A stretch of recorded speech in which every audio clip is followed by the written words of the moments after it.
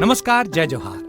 क्या आप भी गवर्नमेंट एग्जाम्स की तैयारी करना चाहते हैं? क्या आप भी मेमोरी टेक्निक्स और ट्रिक्स के जरिए बहुत ही कम समय में स्मार्ट स्टडी करना चाहते हैं? क्या आप चाहते हैं कि सीजी व्यापम टॉपर आपको पढ़ाए?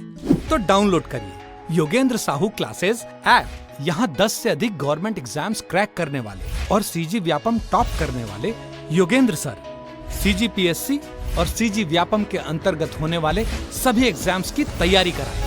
तो डाउनलोड करिए Yogendra Sahu classes app to be the best, learn from the best.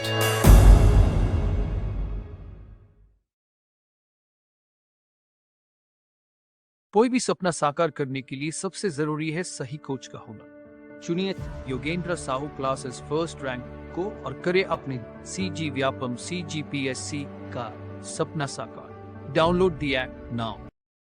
Hello everyone, आपका Yogendra Sahu online classes YouTube channel में स्वागत है, अभिनंदन है। अगर आपने Yogendra Sahu online classes YouTube channel को सब्सक्राइब नहीं किया तो प्लीज चैनल को सब्सक्राइब कर लीजिए। चलिए वीडियो को स्टार्ट करते हैं, सीधी बात, नो बकवास। चलिए क्वेश्चन नंबर 1, कार्य करने की क्षमता को कहते हैं, that is a most important question. चलिए ऑप्शंस पढ़ेंगे। ऑप्शन नंबर ए बल, ऑप्शन नंबर बी तरंग, ऑप्शन नंबर सी ऊर्जा, ऑप्शन नंबर डी उपयुक्त सभी। जिसको भी आंसर पता है आंसर जो है कमेंट बॉक्स में लिखेंगे। इसका जो सही आंसर हो जाएगा ऑप्शन नंबर सी ऊर्जा। कार्य करने की क्षमता को कहते हैं ऊर्जा। बहुत इंपॉर्टेंट क्वेश्चन है ये। चलिए नेक्स्ट क्वेश्चन देखेंगे। क्वेश्चन नंबर है 2, ऊर्जा संसाधन को और किस नाम से जानते हैं? That is the most important question. आज इस वीडियो में जितने भी क्वेश्चन कराऊंगा पूरे के पूरे इंपॉर्टेंट है, आपकी जानकारी के लिए बता दूं, बहुत इंपॉर्टेंट क्वेश्चन है, ठीक है।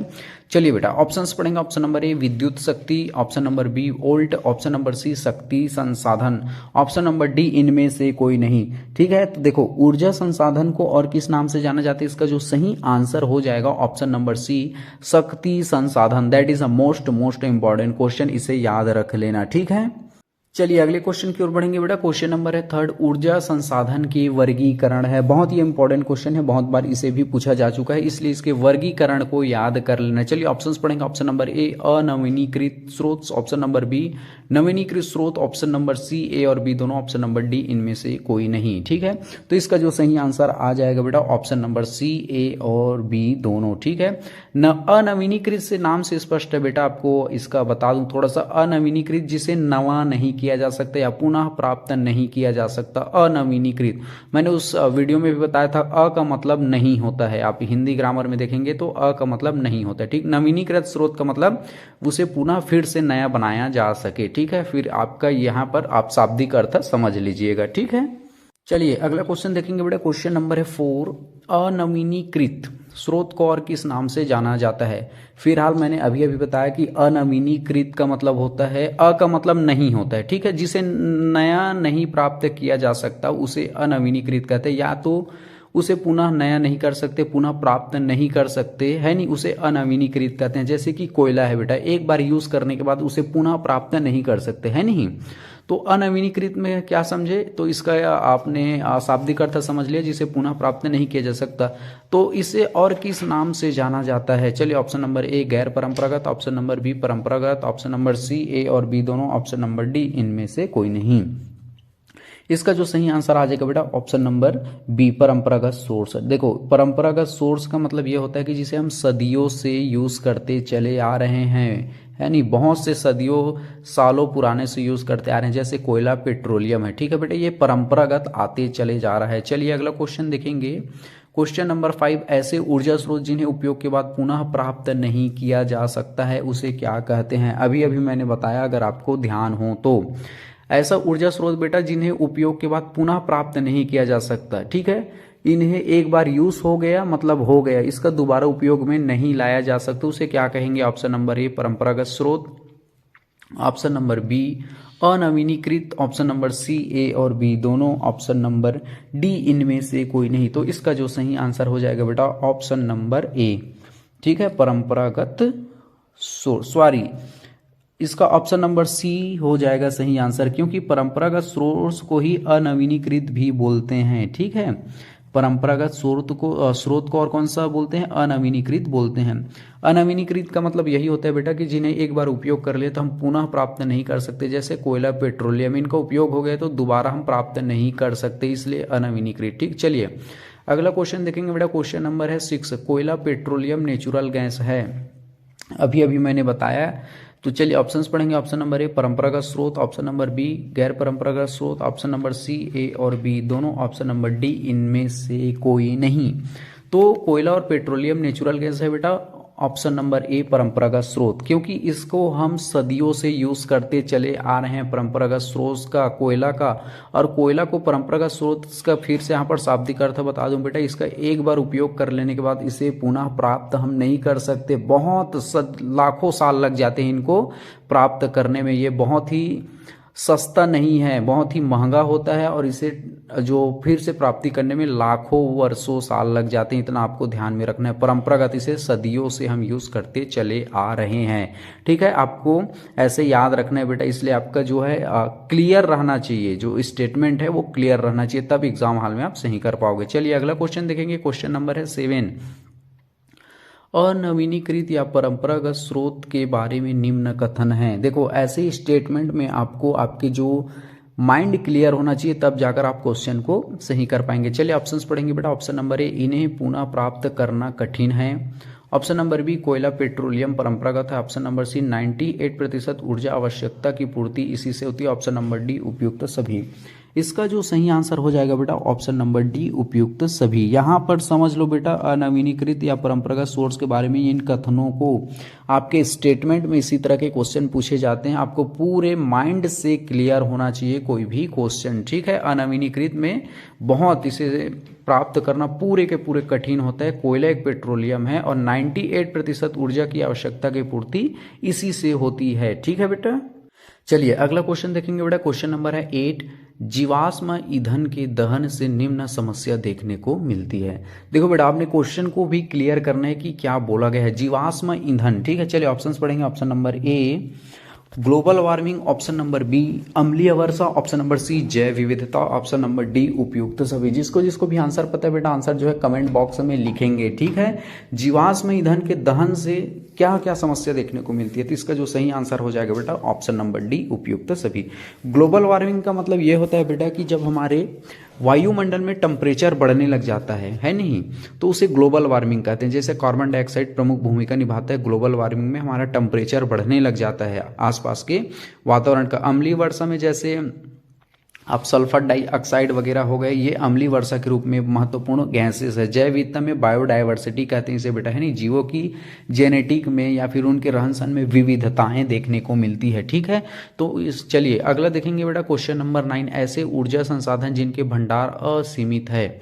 असीमित का मतलब होता है बेटा अनलिमिटेड है। अनलिमिटेड, जितना भी यूज कर लो वो समाप्त होगा ही नहीं, उसे असीमित कहते हैं।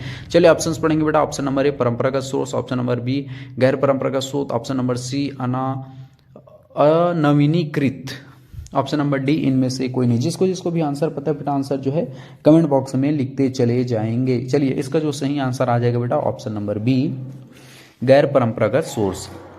देखो गैर जो परंपरागत सोर्स है इसके अनलिमिटेड भंडारण है। जैसे सौर ऊर्जा हो गया, क्योंकि ये सूर्य से मिलता है बेटा और ये कभी समाप्त होगा ही नहीं, इसलिए जैसे पवन ऊर्जा है, हवा से ऊर्जा प्राप्त करेंगे, इसके भी भंडारण अनलिमिटेड है। इनको जितना भी यूज कर लें बेटा ये समाप्त होगा ही नहीं, इसलिए इसे असीमित कहते हैं। ठीक है, गैर परंपरागत में याद रख लेना इसे नवीनीकृत भी बोलते हैं। चलिए अगला क्वेश्चन देखेंगे बेटा। क्वेश्चन नंबर है 10। नवीनीकरण या गैर परंपरागत स्रोत के विषय में निम्न कथन सही है। सबसे पहले तो यहाँ पर समझ लो, नवीनीकरण मतलब जिसे नया फिर से बना सके। गैर परंपरागत मतलब वो परंपरागत नहीं है। तो नवीनीकरण जिसे पुनः हम बहुत ही आसानी से प्राप्त कर लें उसे नवीनीकरण या गैर परंपरागत कहते हैं। इसके विषय में हम कथन देखेंगे बेटा, यह कभी खत्म नहीं होगा। ऑप्शन नंबर बी इसे पुनः प्राप्त करना आसान है। ऑप्शन नंबर सी इसे अक्षय ऊर्जा संसाधन भी कहते हैं। ऑप्शन नंबर डी उपयुक्त सभी। इसका जो सही आंसर आ जाएगा बेटा ऑप्शन नंबर डी उपयुक्त सभी। ठीक है, तो नवीनीकरण और गैर परंपरागत स्रोत के बारे में सब कथन को याद रख लेना। जैसे पवन ऊर्जा, सौर ऊर्जा, भूतापीय ऊर्जा, ज्वारीय ऊर्जा इनके प्रमुख उदाहरण है जिसे हम आसानी से प्राप्त कर लेते हैं बेटा। इसके अनलिमिटेड भंडारण है। ठीक है, इतना आपको ध्यान में रखना है। चलिए अगला क्वेश्चन देखेंगे बेटा। क्वेश्चन नंबर है 11। भविष्य का ऊर्जा संसाधन कहते हैं। देखो भविष्य के यानी कि फ्यूचर का बोला है, ठीक है। चलिए ऑप्शन नंबर ए परंपरागत स्रोत, ऑप्शन नंबर बी अनवीनीकृत स्रोत, ऑप्शन नंबर सी नवीनीकृत सोर्स, ऑप्शन नंबर डी इनमें से कोई नहीं। देखो मैं हमेशा बोलता हूँ कि आपको ऑप्शन कट के थ्रू बनाना है। भविष्य की ऊर्जा किसे कहेंगे बेटा? तो जैसे परंपरागत स्रोत तो बिल्कुल नहीं है, क्योंकि कोयला और पेट्रोलियम के तो सीमित साधन है जिसको एक बार प्रयोग करने के बाद पुनः प्राप्त नहीं कर सकता। और परंपरागत स्रोत को ही अनवीनीकृत कहते हैं। तो ऑप्शन नंबर ए और ऑप्शन नंबर बी तो यहीं से कट गया है, ठीक है। बचा कौन हमारे पास? नवीनीकृत। तो भविष्य के ऊर्जा संसाधन किसे कहते हैं? नवीनीकृत, जैसे कि सौर ऊर्जा, पवन ऊर्जा, ज्वारी ऊर्जा, क्योंकि यही भविष्य के साधन है, क्योंकि इनके अनलिमिटेड इनके भंडारण है बेटा, ठीक है। तो भविष्य में आप देखेंगे कि इन्हीं ऊर्जा का सबसे ज्यादा प्रयोग देखने को मिलेगा। अभी भी वर्तमान में मिलता है, जैसे सौर ऊर्जा हो गया, पवन ऊर्जा हो गया, इनसे तो बिजली उत्पन्न की जा रही है, बहुत से काम लिए जा रहे हैं, ठीक है। तो नवीनीकृत को भविष्य का ऊर्जा कहते हैं। चलिए अगला देखेंगे बेटा। क्वेश्चन नंबर है 12। नवीनीकृत या गैर परंपरागत ऊर्जा के स्रोत है, मैंने अभी बताया है, ठीक है। और जितने भी बोल रहा हूँ बेटा उसे ध्यान से समझिए, क्वेश्चन को भी पढ़िए, ऑप्शंस को भी पढ़िए, ताकि आपके पूरे माइंड से क्लियर हो जाए, डाउट क्लियर हो जाए। और इससे जितने भी क्वेश्चन आए बेटा, आपको कोई भी एक ही बार में बनना चाहिए, आपको डाउट रहना ही नहीं चाहिए, ठीक है। चलिए ऑप्शंस पढ़ेंगे बेटा। ऑप्शन नंबर ए सौर ऊर्जा, ऑप्शन नंबर बी पवन ऊर्जा, ऑप्शन नंबर सी समुद्री ऊर्जा, ऑप्शन नंबर डी उपयुक्त सभी। इसका जो सही आंसर आ जाएगा बेटा ऑप्शन नंबर डी उपयुक्त सभी, ठीक है। तो नवीनी या गैर परंपरागत ऊर्जा स्रोत के आपको याद रख लेना। सौर ऊर्जा जो सूर्य के प्रकाश से मिलता है बेटा, पवन ऊर्जा हवा में से चलती है, समुद्री ऊर्जा है नहीं, समुद्र में ज्वार उत्पन्न होता है, उससे तैयार किया जाता है, जैसे बिजली उत्पादन करना हो गया है, इनसे बहुत से काम लिए जाते हैं, ठीक है। ऑप्शन नंबर डी इसका और सही आंसर आ जाएगा उपयुक्त सभी, ठीक है। और अगर आप Yogendra Sahu online classes YouTube channel को सब्सक्राइब नहीं करते बेटा, चैनल को जरूर सब्सक्राइब कर लीजिएगा, दोस्तों में भी शेयर कीजिए, और कौन से टॉपिक पर भी आपको वीडियो चाहिए तुरंत कमेंट बॉक्स में लिख दीजिएगा। चलिए अगला क्वेश्चन स्लाइड पर आ चुका बेटा। क्वेश्चन नंबर है 13। गैर परंपरागत या नवीनीकरण ऊर्जा से लाभ है। बहुत इंपॉर्टेंट क्वेश्चन है बेटा, इस वीडियो में जितने भी क्वेश्चन सेलेक्ट किए that is a most important question, कहीं पर इग्नोर मत कीजिएगा। चलिए ऑप्शंस पढ़ेंगे बेटा। ऑप्शन नंबर ए यह स्वच्छ ऊर्जा के स्रोत हैं, option number B global warming को नियंत्रित करते हैं, ऑप्शन नंबर सी प्राकृतिक आपदाओं पर नियंत्रण होता है, ऑप्शन नंबर डी उपयुक्त सभी। That is a most important question. चलिए इसका जो सही आंसर आ जाएगा बेटा ऑप्शन नंबर डी उपयुक्त सभी, ठीक है। तो गैर परंपरागत कौन कौन है बेटा? जैसे सौर ऊर्जा, पवन ऊर्जा, ज्वारी ऊर्जा, समुद्री ऊर्जा, ये सब चीज है।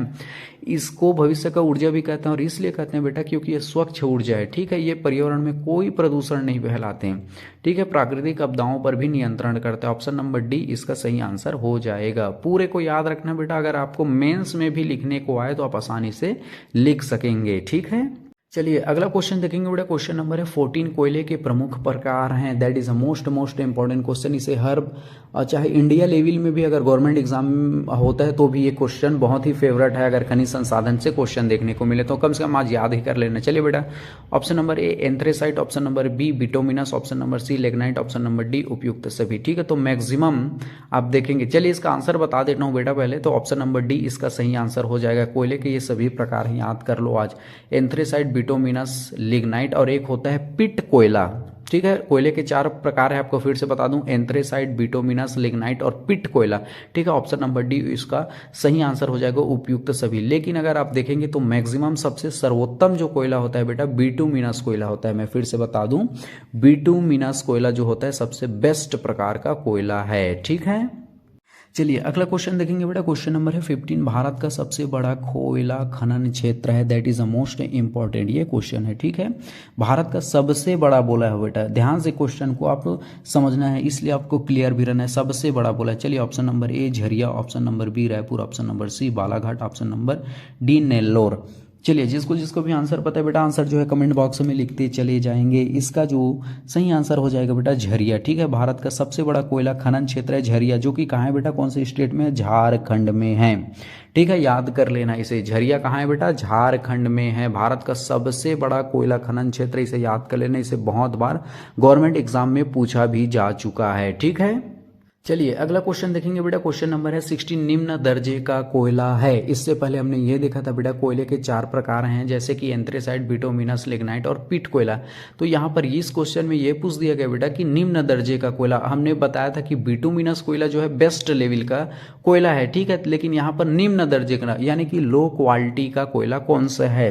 मैं आपको इसलिए बीच बीच में रिवाइज भी करा देता हूँ जो भी टॉपिक आते हैं। तो जैसे कोयले से आए तो कोयला का मैंने प्रकार बता दिया बेटा, एंथ्रेसाइट, बिटुमिनस, लिग्नाइट कोयला।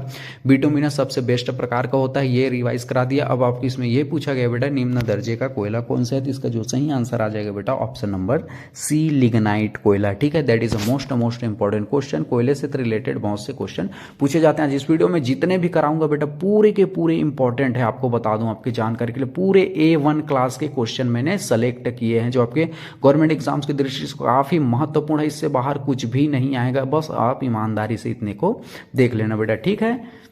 चलिए अगला क्वेश्चन देखेंगे बेटा। क्वेश्चन नंबर है 17, देश में सर्वाधिक प्रकार की कोयला है। That is a most important question बेटा। देखो यहां पर मैंने बार बार इस बात को रिपीट कर दिया कि देश में सर्वाधिक प्रकार यानी सर्वाधिक उपयोग किसका होता है या सर्वोत्तम प्रकार की कौन सा कोयला है हमारे देश में।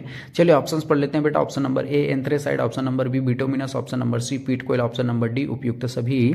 तो मैंने बार बार बताया, चलिए इसका आंसर जो है कमेंट बॉक्स में लिख दीजिए। इसका जो सही आंसर हो जाएगा बेटा ऑप्शन नंबर बी, बिटुमिनस कोयला। सबसे बेस्ट क्वालिटी का होता है ये कोयला और सबसे लो क्वालिटी निम्न दर्जे का होता है लिग्नाइट कोयला, ठीक है। प्रकार यहां पर भी देख लो बेटा, कोयले के 4 प्रकार, एंथ्रेसाइट, बिटुमिनस, पिट और कोयला पीट हो गया है नहीं, और लिग्नाइट हो गया, ठीक है। सबसे हाई क्वालिटी का बिटुमिनस कोयला और सबसे लो क्वालिटी का लिग्नाइट कोयला। आपको रिपीट हो गया बेटा। भारत का सबसे बड़ा कोयला खनन क्षेत्र कहाँ है, झरिया झारखंड में है। आई होप आपको अच्छे से रिपीट हो गया होगा, आपको रिवाइज हो गया होगा, ठीक है। चलिए अगला क्वेश्चन देखेंगे बेटा फटाफट से। चलिए भारत में सबसे पहले कोयला उत्खनन का कार्य कहाँ हुआ था। देखो यहाँ पर क्वेश्चन क्या बोला गया आपको ये समझना है।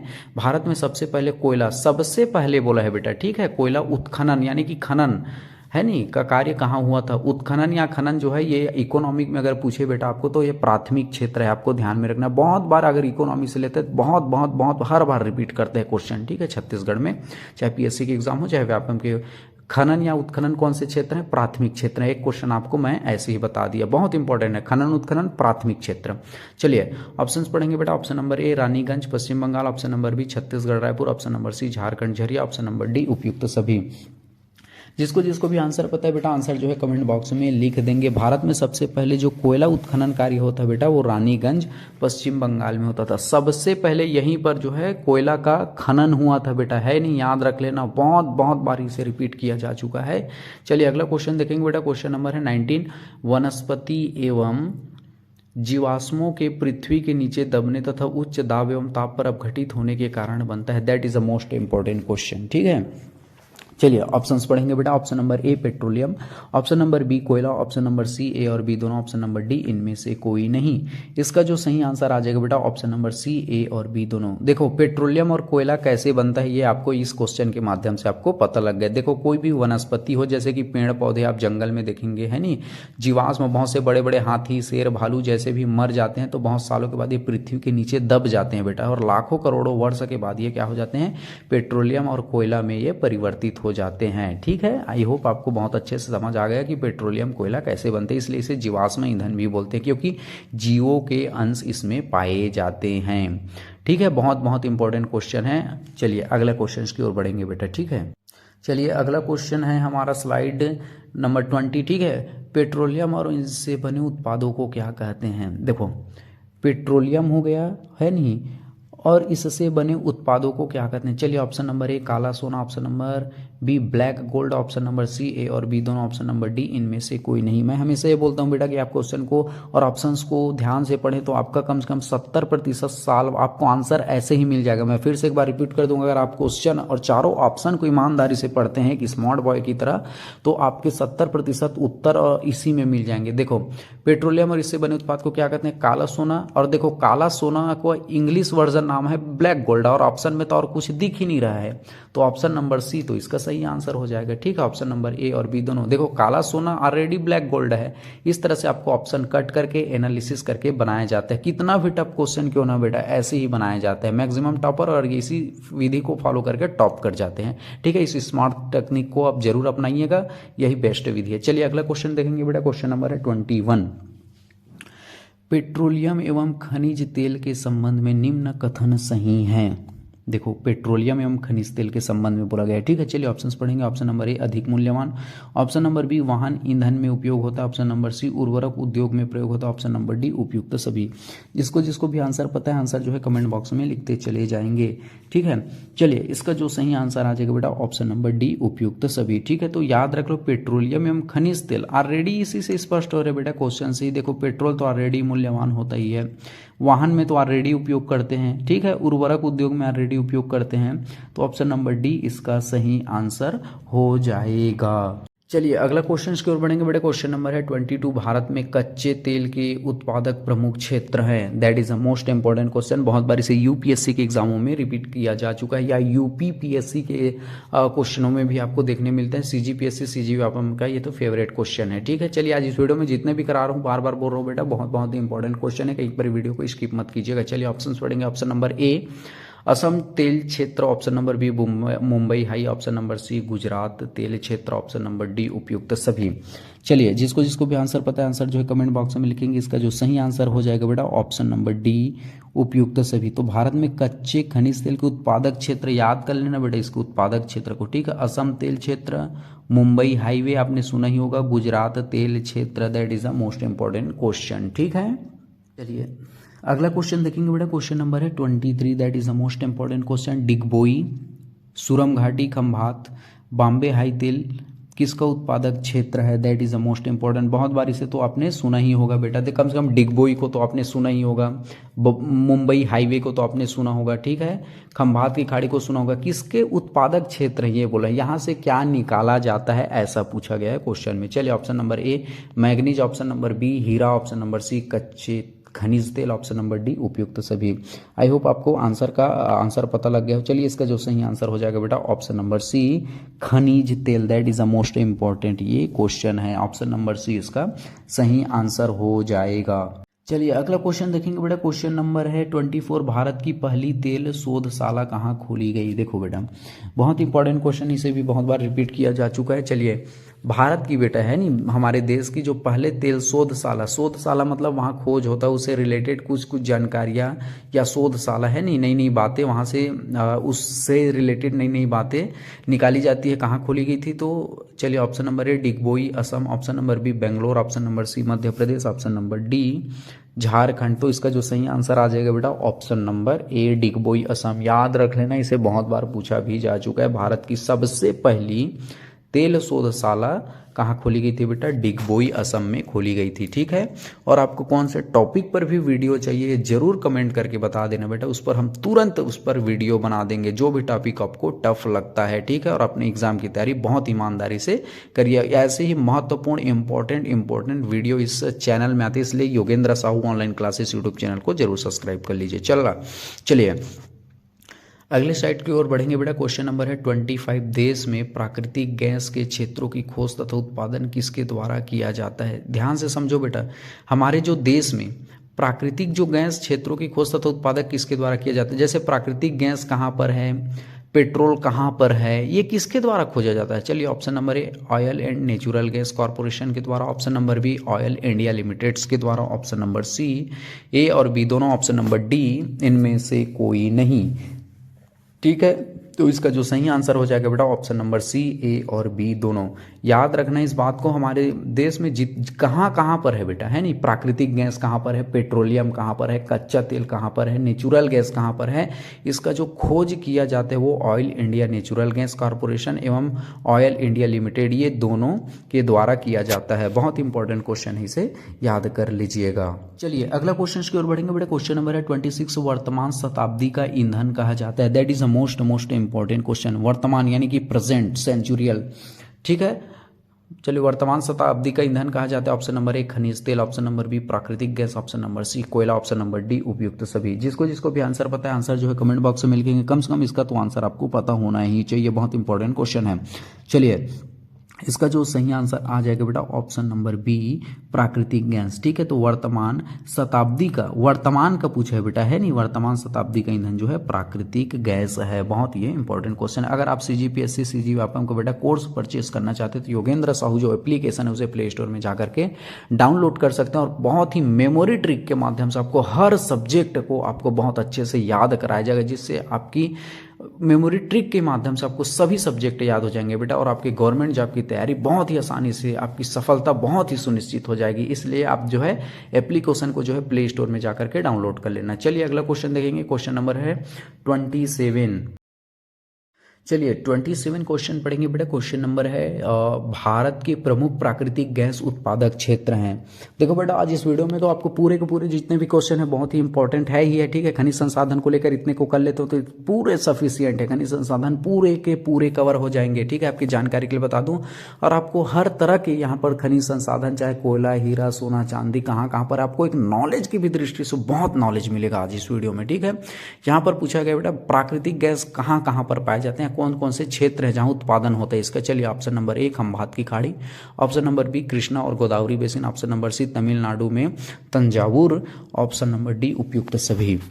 ठीक है, जिसको जिसको भी आंसर पता है, आंसर जो है कमेंट बॉक्स में लिख देंगे। इसका जो सही आंसर हो जाएगा बेटा ऑप्शन नंबर डी उपयुक्त सभी। ठीक है, तो याद रख लेना, मैं हमेशा बोलता हूं कि आप जियोग्राफी कर रहे थे, इंडिया का मैप आपको पता होना चाहिए। अगर मैं बोलूं कि खंभात की खाड़ी कहाँ है तो आपको तुरंत पता लग जाना चाहिए। ठीक है, चलिए अगला क्वेश्चन देखेंगे बेटा। क्वेश्चन नंबर है 28। भारत में परमाणु ऊर्जा अनुसंधान के जनक किसे कहते हैं? That is a most important question. ठीक है, भारत में पूछा है बेटा पर्सनली, तो वो भी परमाणु ऊर्जा संस्थान। चलिए, option number A Aryabhatta, option number B Homi Jahangir Bhabha, option number C Chanakya, option number D Narendra Modi. देखो बेटा, मैं हमेशा ये बोलता हूँ कि आप जो है ऑप्शन को कट करके बनाइए। आर्यभट्ट, चलिए होमी आर्यभट्ट जो है खगोल शास्त्री रहे हैं बेटा। ठीक है, और होमी जांजगीर भाभा, ये इसका सही आंसर हो जाएगा option number B Homi Jahangir Bhabha. देखो, चाणक्य जो है वो तो राजनीति से संबंधित है नहीं, वो तो हिस्ट्री का हो गया। Option number D Narendra Modi का कोई लेना देना नहीं है। ठीक है, तो option number B Homi Jahangir Bhabha. हमेशा आप क्वेश्चन को पढ़िए और ये ऑप्शंस को पढ़िए और ऑप्शन कट कीजिए। ठीक है, और फाइनली उस पर फिर टिक कीजिए। लास्ट में आपको पता हो तो तुरंत कभी टिक मत लगाना। ठीक है, आप श्योर हो जाना, ऑप्शन को कट कर लेना, उसके बाद लगाना ऑप्शन नंबर बी बेटा। ठीक है, होमी जांजगीर भाभा भारत में परमाणु ऊर्जा अनुसंधान के जनक कहे जाते हैं। चलिए अगला क्वेश्चन देखेंगे बेटा। क्वेश्चन नंबर है 29। तारापुर परमाणु विद्युत किस राज्य में है? That is the most important question. Tarapur बोला है। ठीक है बेटा, चलिए ऑप्शंस पढ़ेंगे। Option number A Madhya Pradesh, option number B Jharkhand, option number C Chhattisgarh, option number D Odisha. ठीक है, इसका जो सही आंसर आ जाएगा बेटा ऑप्शन नंबर ए मध्य प्रदेश। याद कर लो इसे। ठीक है, तारापुर परमाणु विद्युत किस राज्य में है? मध्य प्रदेश में। बहुत बार इसे यूपीएससी के एग्जाम में भी पूछा जा चुका है, और सीजीपीएससी और सीजी व्यापम में तो ऑलरेडी इसे पूछा भी जा चुका है। ठीक है, आपकी जानकारी के लिए बता दूं, तारापुर मध्य प्रदेश। मेरे साथ याद भी करते चले जाना है आप लोगों को। चलिए अगला क्वेश्चन देखेंगे बेटा। क्वेश्चन नंबर है 30। रावत भाटा परमाणु विद्युत किस राज्य में है? देखो, इससे पहले हमने देखा बेटा तारापुर परमाणु विद्युत गृह जो कि मध्य प्रदेश में है। इस क्वेश्चन में हम देखेंगे, अगला क्वेश्चन है 30, इसमें राउत भाटा परमाणु विद्युत किस राज्य में है? ठीक है, चलिए ऑप्शंस पढ़ेंगे बेटा। Option number A Telangana, option number B Andhra Pradesh, option number C Delhi, option number D Rajasthan. जिसको जिसको भी आंसर पता है बेटा, आंसर जो है कमेंट बॉक्स में लिखेंगे। इसका जो सही आंसर आ जाएगा बेटा ऑप्शन नंबर डी राजस्थान। देखो, रावत भाटा राजस्थान, ठीक है, तारापुर मध्य प्रदेश। मैं फिर से रिपीट करा देता हूं क्योंकि ये याद करने वाली चीजें बेटा। ठीक है, तारापुर परमाणु विद्युत गृह है मध्य प्रदेश, राउत भाटा परमाणु विद्युत गृह है राजस्थान। ठीक है, चलिए अगला क्वेश्चन देखेंगे बेटा। क्वेश्चन नंबर है 31। कुंडलकुलम परमाणु विद्युत गृह किस राज्य में है? That is the most important question. चलिए ऑप्शंस पढ़ेंगे बेटा। Option number A Telangana, option number B Odisha, option number C Chhattisgarh, option number D Tamil Nadu. चलिए, जिसको जिसको भी आंसर पता है बेटा, आंसर जो है कमेंट बॉक्स में लिखेंगे। कमेंट बॉक्स में ये भी लिखेंगे कि आपके कौन से टॉपिक पर भी आपको वीडियो चाहिए, आपको कैसा वीडियो भी लगा, ये भी आपको फीडबैक जरूर देना है। ठीक है, चलिए इसका जो सही आंसर आ जाएगा बेटा ऑप्शन नंबर डी तमिलनाडु। ठीक है, कुंडकुलम परमाणु विद्युत गृह किस राज्य में है? तमिलनाडु में है। मैं फिर से रिवाइज करा दूं, तारापुर परमाणु मध्य प्रदेश में है, राउत भाटा जो है राजस्थान में है और कुंडकुलम जो है तमिलनाडु में है। ठीक, ऑप्शन नंबर डी इसका सही आंसर हो जाएगा। चलिए अगला क्वेश्चन देखेंगे बेटा। क्वेश्चन नंबर है 32, कल्पक्कम परमाणु विद्युत गृह किस राज्य में है। देखो इससे पहले हमने क्या देखा था बेटा, कुंडनकुलम है नहीं, इससे पहले हमने 31 में क्या देखा था बेटा, कुंडनकुलम परमाणु जो है तमिलनाडु में है। लेकिन अब इस क्वेश्चन में देखेंगे कल्पक्कम परमाणु विद्युत गृह किस राज्य में है। चलिए ऑप्शंस पढ़ेंगे बेटा। Option number A Chhattisgarh, option number B Madhya Pradesh, option number C Uttar Pradesh, option number D उपयुक्त सभी। जिसको जिसको भी आंसर पता है बेटा, आंसर जो है कमेंट बॉक्स में लिख देंगे। ठीक है, तो कल्पक्कम जो परमाणु विद्युत गृह किस राज्य में है बेटा, ये इसका जो सही आंसर आ जाएगा तमिलनाडु। ठीक है, इसका भी जो सही आंसर आ जाएगा तमिलनाडु है। ठीक है, यहाँ पर मिस प्रिंट हो चुका है, मैं फिर से बता दूं, थोड़ा तमिलनाडु नहीं लिखा है बेटा। देखो टेक्निकल काम है, कभी कभी थोड़ा गलती हो जाती है, इसके लिए नजरअंदाज करेंगे। कल्पक्कम परमाणु विद्युत गृह किस राज्य में है बेटा, तमिलनाडु में है। कल्पक्कम परमाणु विद्युत गृह किस राज्य में, तमिलनाडु में है। कुंडनकुलम परमाणु भी तमिलनाडु में है। ठीक से फिर से रिपीट करा दूं, कुंडनकुलम परमाणु जो है तमिलनाडु में और कल्पक्कम भी तमिलनाडु में। चलिए अगला देखेंगे बेटा। क्वेश्चन नंबर है 33, नरोरा परमाणु विद्युत गृह किस राज्य में है। देखो आपको मैं फिर से अब रिपीट करा देता हूं सभी परमाणु। तारापुर परमाणु मध्य प्रदेश, रावत भाटा परमाणु राजस्थान, कुंडनकुलम और कल्पक्कम तमिलनाडु। ठीक है, अब नरोरा परमाणु विद्युत गृह किस राज्य में है। चलिए ऑप्शंस पढ़ेंगे। Option number A Madhya Pradesh, option number B Chhattisgarh, option number C Uttar Pradesh, option number D उपयुक्त सभी। इसका जो सही आंसर हो जाएगा बेटा ऑप्शन नंबर सी उत्तर प्रदेश। ठीक है, that is a most important question. Narora परमाणु विद्युत गृह किस राज्य में, उत्तर प्रदेश में है। ठीक है, जितने भी परमाणु हुए बेटा मैंने पूरे आपको कंप्लीट करा दिए हैं। चलिए अगले क्वेश्चंस की ओर बढ़ेंगे। चलिए 34 देखेंगे बेटा। क्वेश्चन नंबर है, काकरापारा परमाणु विद्युत गृह किस राज्य में है। That is the most important question. मैं फिर से परमाणु जितने होते रह जा रहे हैं बेटा उसे मैं कंप्लीट कराते जा रहा हूं। जैसे देखो तारापुर, फिर से रिपीट करा, तारापुर परमाणु मध्य प्रदेश, रावत भाटा परमाणु राजस्थान, कुंडनकुलम और कल्पक्कम तमिलनाडु, नरोरा परमाणु विद्युत गृह उत्तर प्रदेश। यहाँ पर काकरापारा परमाणु विद्युत गृह किस राज्य में है। चलिए ऑप्शंस पढ़ेंगे। Option number A Rajasthan, option number B Gujarat, option number C Punjab, option number D Uttarakhand. इसका जो सही आंसर हो जाएगा बेटा ऑप्शन नंबर बी गुजरात। ठीक है, that is the most important. Kakrapar परमाणु जो है गुजरात राज्य में है। बहुत जितने भी परमाणु विद्युत को पूछ रहा हूँ बेटा है नहीं, परमाणु विद्युत गृह पूरे के पूरे बहुत बार गवर्नमेंट एग्जाम में पूछे जा चुके हैं। ठीक है, चलिए अगला क्वेश्चन की ओर बढ़ेंगे बेटा। क्वेश्चन नंबर है 35, कैंगा परमाणु विद्युत गृह किस राज्य में है। That is the most important question. देखो बेटा इससे पहले मैं एक बार फिर से रिपीट करा देता हूं सभी को। तारापुर परमाणु मध्य प्रदेश, राउत भाटा राजस्थान, कुंडनकुलम कल्पक्कम तमिलनाडु, नरोरा परमाणु विद्युत गृह उत्तर प्रदेश, काकरापारा परमाणु विद्युत गुजरात, कैंगा परमाणु विद्युत गृह किन राज्यों में। चलिए ऑप्शंस पढ़ लेते हैं। Option number A Tamil Nadu, option number B Karnataka, option number C Andhra Pradesh, option number D Telangana. इसका जो सही आंसर हो जाएगा बेटा ऑप्शन नंबर बी कर्नाटका। ठीक है, कैंगा परमाणु विद्युत गृह किस राज्य में है, कर्नाटका में है। आई होप आपको बहुत अच्छे से समझ आ रहा होगा, बहुत अच्छे से आपको याद होते चले जा रहे होंगे और मेरे साथ बेटा याद भी करते चले जाना। ठीक है, और वीडियो कैसे लगा इसको जरूर कमेंट करके हमें जरूर बताइए और कौन से टॉपिक पर वीडियो चाहिए तुरंत बता देना। ठीक है बेटा, और वीडियो को अगर आपने इस चैनल को Yogendra song online classes YouTube channel को सब्सक्राइब नहीं किया तो जरूर इसे सब्सक्राइब कर लीजिएगा। ठीक है, चलिए अगले क्वेश्चन की ओर बढ़ेंगे बेटा। क्वेश्चन नंबर है 36, तारापुर परमाणु विद्युत गृह जो महाराष्ट्र में है जिसकी स्थापना वर्ष 1969 है, यह किस देश के सहयोग से बनाया गया था। That is the most important question. ध्यान से समझ लो बेटा। देखो तारापुर परमाणु विद्युत गृह कहाँ है, यहाँ पर आपको एक जानकारी मिल गया कि महाराष्ट्र में, जिसकी स्थापना वर्ष किस वर्ष हुई बेटा 1969 में हुई। या किस देश के सहयोग से बनाया गया था। देखो आपको क्वेश्चन में ही 3 क्वेश्चन मिल गए हैं। मैं फिर से आपको ध्यान केंद्रित कर दूं बेटा। तारापुर परमाणु कहाँ है, महाराष्ट्र में है, और तारापुर परमाणु की जो स्थापना वर्ष 1969 में है, यह किस देश के सहयोग से बनाया गया। चलिए ऑप्शंस पढ़ लेते हैं। ऑप्शन नंबर ए चीन, option number B Japan, option number C रूस, ऑप्शन नंबर डी अमेरिका। इसका जो सही आंसर आ जाएगा बेटा ऑप्शन नंबर डी अमेरिका। ठीक है, मैंने इसलिए क्वेश्चन को जानबूझकर ऐसे सेलेक्ट किया ताकि आपकी रिवाइज हो जाए बेटा। ठीक है, देखो तारापुर परमाणु कहाँ है, महाराष्ट्र में, और इसका जो स्थापना हुआ बेटा तारापुर परमाणु को 1969 में, और ये जो किसके सहयोग से बनाया गया, अमेरिका। चलिए अगला क्वेश्चन देखेंगे बेटा। क्वेश्चन नंबर है 37। देखो यहाँ पर भी मैंने क्वेश्चन को उसी तरह से सेट किया है ताकि आपको रिवाइज हो जाए।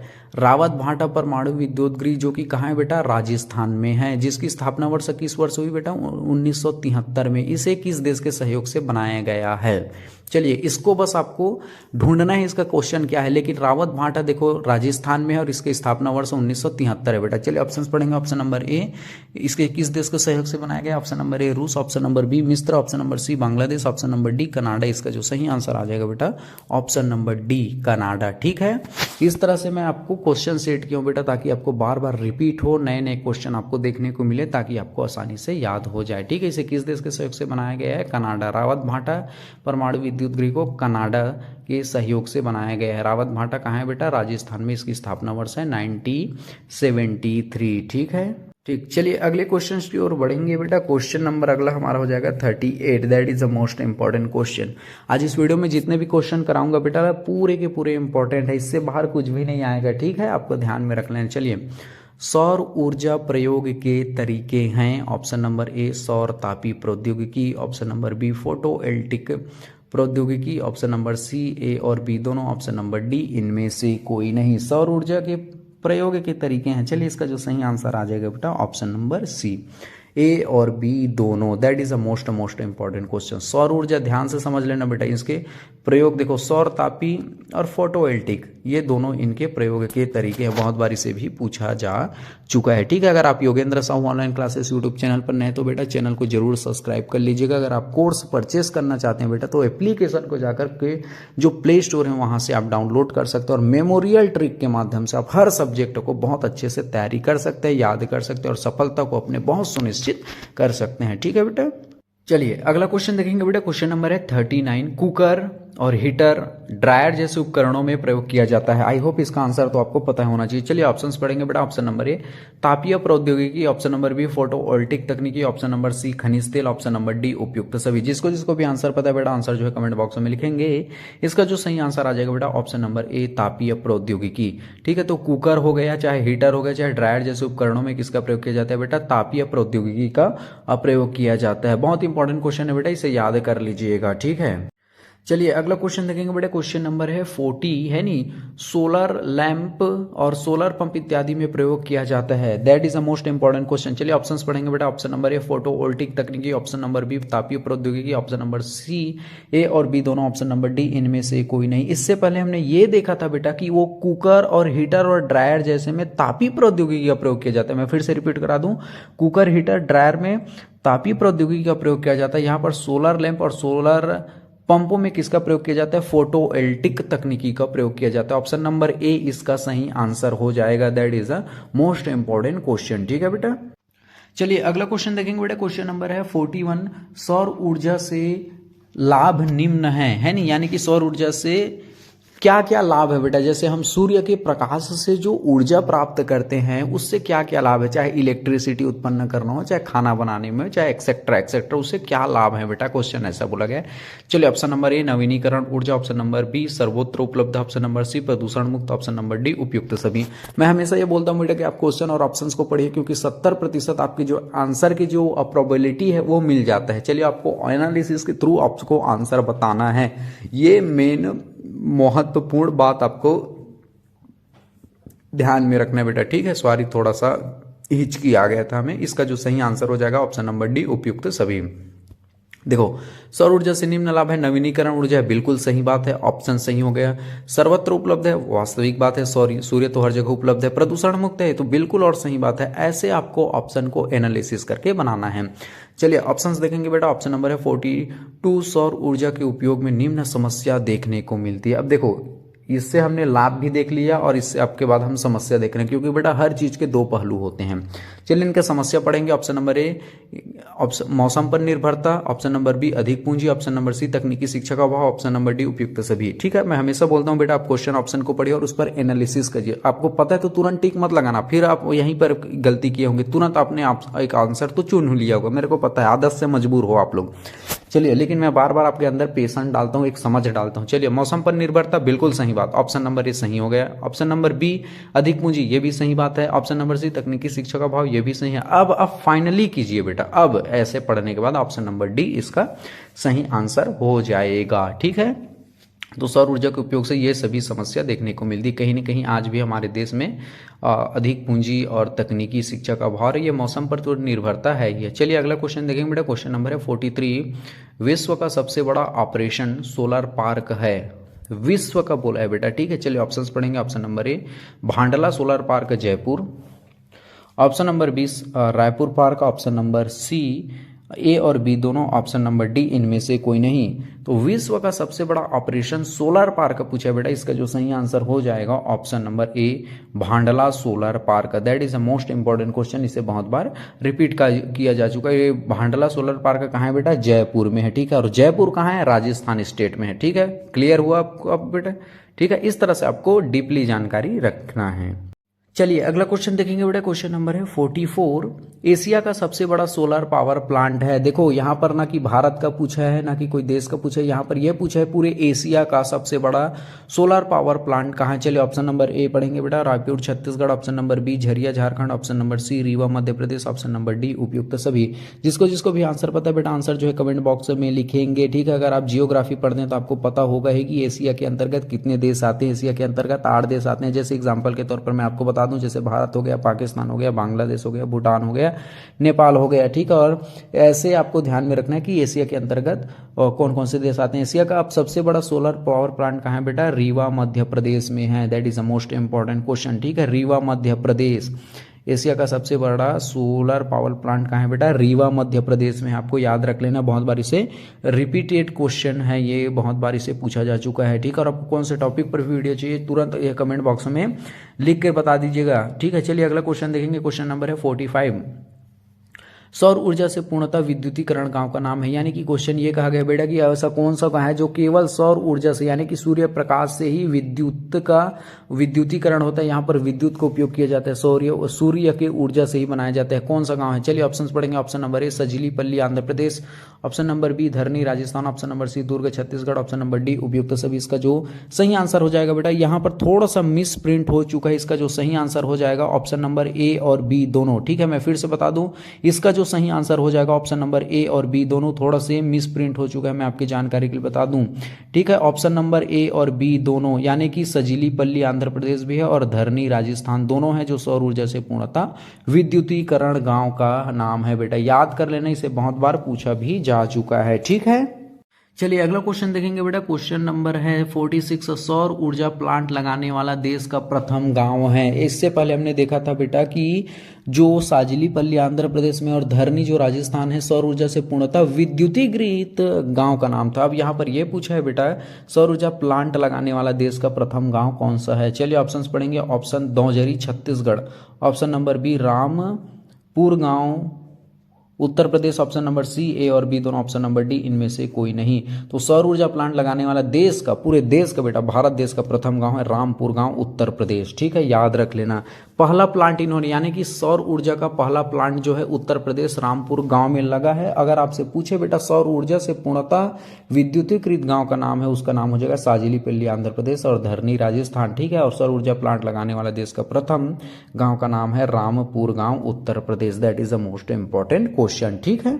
चलिए अगले क्वेश्चन की ओर बढ़ेंगे बेटा। क्वेश्चन नंबर अगला हमारा हो जाएगा 47। सौर ऊर्जा से संचालित होने वाला विश्व का पहला हवाई अड्डा है। That is a most important question. यहाँ पर यह पूछा है बेटा कि सूर्य के प्रकाश से यानी कि सौर ऊर्जा से जो चलता है या संचालित होने वाला विश्व का, पूरे विश्व का, ना कि भारत का, ना कि विश्व एशिया का, पूरे वर्ल्ड का पहला हवाई अड्डा पूछा है बेटा। चलिए ऑप्शंस पढ़ेंगे। ऑप्शन नंबर ए कोच्चि हवाई अड्डा, option number B Swami Vivekananda हवाई अड्डा, ऑप्शन नंबर सी बिलासा हवाई अड्डा, ऑप्शन नंबर डी उपयुक्त सभी। तो इसका जो सही आंसर आ जाएगा बेटा ऑप्शन नंबर ए कोच्चि हवाई अड्डा। याद रख लो, कोच्चि हवाई अड्डा, ठीक है। ये पूरे वर्ल्ड का यानी कि पूरे विश्व का सौर ऊर्जा से संचालित होने वाला पहला हवाई अड्डा है, कोच्चि हवाई अड्डा, ठीक है। That is the most important question. आज इस वीडियो में जितने भी क्वेश्चन करा रहा हूं बेटा पूरे के पूरे इंपॉर्टेंट है, आपकी जानकारी के लिए बता दूं। एक भी क्वेश्चन को नजरअंदाज मत करना, क्या पता वही क्वेश्चन रिपीट हो जाए, ठीक है। चलिए अगले क्वेश्चन की ओर बढ़ेंगे। क्वेश्चन नंबर है 48। National Institute of Solar Energy कहाँ स्थित है? That is the most important question. ठीक है, चलिए ऑप्शंस पढ़ेंगे। Option number A Daujari, option number B Kawardha, option number C Gurugram, option number D Pulgaon. देखो National Institute of Solar Energy कहाँ है बेटा? इसका जो सही आंसर हो जाएगा बेटा option number C Gurugram. That is a most important question. ठीक है, इसे याद कर लेना, बहुत बार इसे भी पूछा जा चुका है कि national Institute of Solar Energy कहाँ है? गुरुग्राम में है। चलिए अगला क्वेश्चन देखेंगे बेटा। क्वेश्चन नंबर है 49। हवा में निहित गतिज ऊर्जा का प्रयोग जब पवन चक्कियों से टरबाइन को जोड़कर विद्युत उत्पादन में किया जाता है तो उसे क्या कहते हैं? चलिए ऑप्शन नंबर ए सौर ऊर्जा, ऑप्शन नंबर बी पवन ऊर्जा, ऑप्शन नंबर सी हाइड्रोजन ऊर्जा, ऑप्शन नंबर डी उपयुक्त सभी। जिसको भी आंसर पता है बेटा आंसर जो है कमेंट बॉक्स में लिखेंगे। अगर आपने ध्यान से क्वेश्चन पढ़ा तो आपको आंसर शायद पता लग गया होगा। ठीक है, फिर से बता दूं, हवा में बोल रहे बेटा, हवा में निहित गतिज ऊर्जा का प्रयोग जब पवन चक्कियों से टरबाइन को जोड़कर विद्युत उत्पादन किया जाता है इसे क्या कहते हैं? इस क्वेश्चन में ही 2 बार इसका आंसर दे दिया है। ठीक है, आई होप आपको आंसर पता लग गया होगा। चलिए इसका जो सही आंसर है बेटा ऑप्शन नंबर बी पवन ऊर्जा। ठीक है, that is the most important question. ठीक है, पवन ऊर्जा कौन से है? नवीनीकृत है या तो गैर परंपरागत ऊर्जा है। ठीक है, नवीनीकृत है क्योंकि इसे पुनः प्राप्त किया जा सकता है, इसके असीमित अनलिमिटेड भंडारण है बेटा। ठीक है, इस तरह से ये नवीनीकृत है जिसे पुनः प्राप्त किया जा सकता है पवन ऊर्जा। आपको फिर से मैंने रिपीट करा दिया। चलिए अगले क्वेश्चन देखेंगे। अगले क्वेश्चन देखेंगे बेटा। क्वेश्चन नंबर है 50, यानी कि आपका हाफ सेंचुरी पूर गया है। ठीक है, चलिए पवन ऊर्जा प्राप्त करने के लिए औसतन कितने किलोमीटर गति को आदर्श माना जाता है? देखो बेटा हर जगह पर पवन ऊर्जा नहीं लगाया जाता है, ऐसे जगह पर लगाया जाता है जहां पर हवा की गति बहुत अच्छी हो। ठीक है, मैक्सिमम देखेंगे आप समुद्री इलाका में जो है पवन ऊर्जा को लगाया जाता है इनकी चक्कियों को। ठीक है, तो चलिए पवन ऊर्जा प्राप्त करने के लिए कितने किलोमीटर पर जो हवा है प्रति गति से चलना चाहिए, प्रति किलोमीटर के घंटे से? चलिए ऑप्शंस पढ़ेंगे। ऑप्शन नंबर ए 9 से 15 किलोमीटर, ऑप्शन नंबर बी 20 से 25 किलोमीटर, ऑप्शन नंबर सी 30 से 35 किलोमीटर, ऑप्शन नंबर डी 0 से 5 किलोमीटर। इसका जो सही आंसर आ जाएगा बेटा ऑप्शन नंबर ए 9 से 15 किलोमीटर। ठीक है, तो पवन ऊर्जा प्राप्त करने के लिए औसतन कितने किलोमीटर गति को आदर्श माना गया बेटा? 9 से 15 किलोमीटर को। ठीक है, हर जगह पर पवन चक्की नहीं लगा सकते, कि जो एरिया में हवा ऊर्जा काफी अच्छी चलती है वहां पर लगाया जाता है। चलिए अगला क्वेश्चन देखेंगे बेटा। क्वेश्चन नंबर है 51। पवन ऊर्जा के लिए मुख्यतः क्षेत्र है, मैंने अभी अभी बताया है, आई होप आपको अगर पता हो तो। चलिए कुछ तो आप ट्रिक लगा सकते हैं। चलिए ऑप्शंस पढ़ेंगे बेटा। ऑप्शन नंबर ए मरुस्थलीय क्षेत्र, ऑप्शन नंबर बी समुद्रीय तटीय क्षेत्र, ऑप्शन नंबर सी ए और बी दोनों, ऑप्शन नंबर डी इनमें से कोई नहीं। इसका जो सही आंसर हो जाएगा बेटा ऑप्शन नंबर सी ए और बी दोनों।